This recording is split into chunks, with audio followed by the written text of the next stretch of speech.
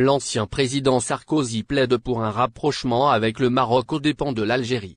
Les relations diplomatiques entre l'Algérie et la France connaissent un certain froid, ces derniers temps. En dents de scie, elles ne cessent de faire réagir la classe politique française. La droite traditionnelle française fait pression sur le président français afin de se tourner du côté du Maroc. Cette droite ne cesse donc de mener campagne pour l'amélioration des relations avec le Maroc en répondant aux exigences du royaume, même si cela impacte négativement les relations entre Paris et Alger. Les figures de cette droite ont commencé par la remise en cause de l'accord de 1968 entre la France et l'Algérie et ont ensuite appelé, dans une lettre adressée à Emmanuel Macron, à répondre favorablement à l'exigence marocaine de reconnaître la marocanité du Sahara occidental, même si ce dossier est encore entre les mains de l'ONU. Une nouvelle figure de cette droite s'est jointe aux lobbyistes pro-marocains. Il s'agit de l'ancien président français Nicolas Sarkozy, épinglé dans plusieurs dossiers mêlant la corruption et l'abus de pouvoir. En effet, l'ex-président plaide dans le deuxième tome de ses mémoires, à paraître le 22 août, pour un rapprochement avec le Maroc. Sarkozy estime que la volonté de rapprochement avec Alger manifestée par Emmanuel Macron est une erreur et fragilise la relation entre Paris et Rabat.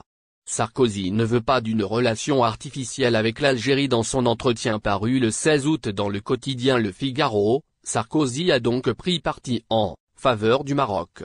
Il a notamment recommandé à Emmanuel Macron de ne pas essayer de bâtir une amitié artificielle avec les dirigeants algériens et a mis en garde contre la dégradation des relations avec le Maroc.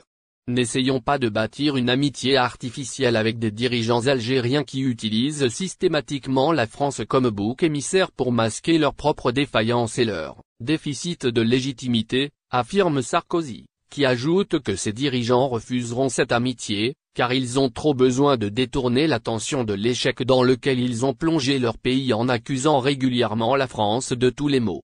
L'ex-président français juge que ce tropisme éloigne la France du Maroc. Nous risquons de tout perdre.